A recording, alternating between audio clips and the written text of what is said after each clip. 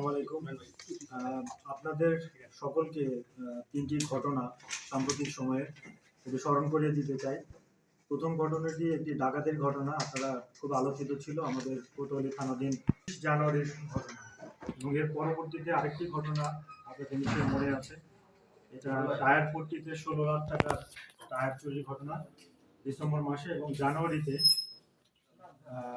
তাছাড়া oxygen cylinder. আচ্ছা, একটু ঘটনা সমসাময়িক কালের একটু স্মরণ করে দিতে চাই। প্রথম ঘটনাটি ডাকাতির ঘটনা ছিল। সেখানে ১২০ পিস ব্যাটারি ডাকাতি হয়েছিল কোতোয়ালি থানাধীন নিমাঘাট এলাকায়। এবং আরেকটি ঘটনা টায়ার পট্টিতে ১৬ লাখ টাকার টায়ার চুরি করেছিল, এবং চাচড়া এলাকাতে অক্সিজেন সিলিন্ডার ৫২ পিস এটিও চুরি হয়েছিল। তো এই ঘটনার প্রেক্ষিতে আমরা যশোর জেলা পুলিশ এবং ডিবি পুলিশ, ইউনিফর্মধারী এবং ডিবি পুলিশ চেষ্টা করেছে এই ঘটনার রহস্য উন্মোচন করে যারা এই ঘটনার সাথে জড়িত তাদেরকে গ্রেফতার করবার জন্য। তো সেই চেষ্টার অংশ হিসেবে গোপন সংবাদের ভিত্তিতে আমরা জানতে পারি আজকে যে ডাকাত দল আমাদের কাছে গ্রেফতার হয়েছে, সেই ডাকাত দল বরিশাল কোনো একটি জায়গায় তারা ডাকাতি করে ফিরবে। এই সংবাদের প্রেক্ষিতে যশোর জেলা জিবি পুলিশ যশোর জেলার বাইরে বিভিন্ন সম্ভাব্য যে রুট দিয়ে তারা পালিয়ে যেতে পারে সেই জায়গাগুলোতে আমরা অভিযান পরিচালনা করি, এবং সেই অভিযানের অংশ হিসেবে পদ্মা এক্সপ্রেসওয়ে জায়গাগুলোতে আমরা চেকপোস্ট করি, এবং চেকপোস্ট করার প্রেক্ষিতে এই পুলিশের উপস্থিতি ডাকাত দল টের পেয়ে পদ্মা এক্সপ্রেসওয়ে যে টোল প্লাজা আছে সেই টোল প্লাজার আরেকটি লেন ইউজ করে, ভিন্ন লেন ইউজ করে তারা ব্যারিকেড ভেঙে ঢাকার দিকে চলে যায়। তো পুলিশ তখন, ডিবি পুলিশ তখন তাদেরকে ধাওয়া করে।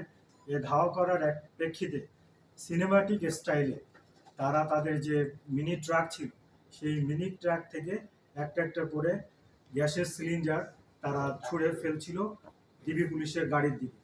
তো পুলিশ তখন তার এই নিরাপত্তার স্বার্থে নিরাপদ দূরত্ব বজায় রেখে তাদেরকে ধাওয়া করতে থাকে, এবং ধাওয়া করতে করতে একটা পর্যায়ে তারা পিকআপ এবং এই সিলিন্ডার ফেলে পদ্মা এক্সপ্রেসওয়ের যে সার্ভিস রোড আছে সে সার্ভিস পালিয়ে যায়।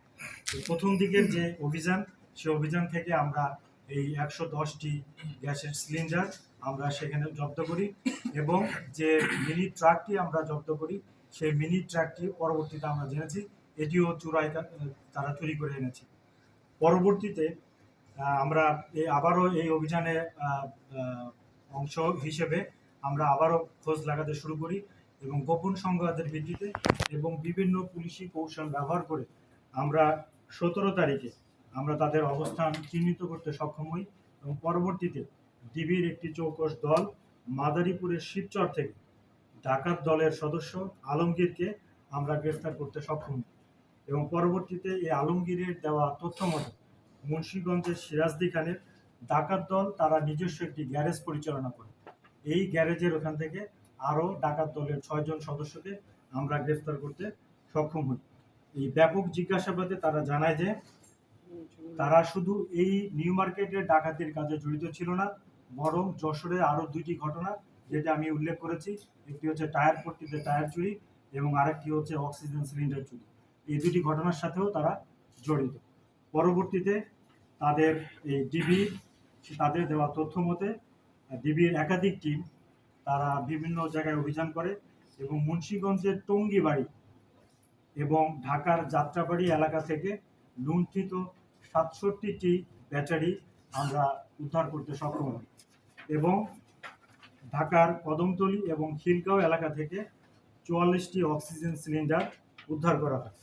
এবং আপনাদের নিশ্চয়ই মনে পড়ছে যে ১১০টি যে গ্যাস সিলিন্ডার, সেই ১১০টি গ্যাস সিলিন্ডার এটিও তারা বরিশালের কোনো একটি জায়গা থেকে চুরি করে এনেছিল, এবং ২টি যে ট্রাক সেটিও আসলে চুরাই বিভিন্ন ঘটনায় তারা চুরি করেছিল, সেটাও আমরা জব্দ করতে সক্ষম হয়েছি। এবং এখানে যে ডাকাত যে সর্দার আমরা তার নাম পেয়েছি, তার নাম হচ্ছে বিজয় হোসেন, এবং যে ডাকাত দলকে আমরা গ্রেফতার করেছি আমাদের কাছে ১৪ জন ডাকাত দল এটাতে গ্রেফতার আছে।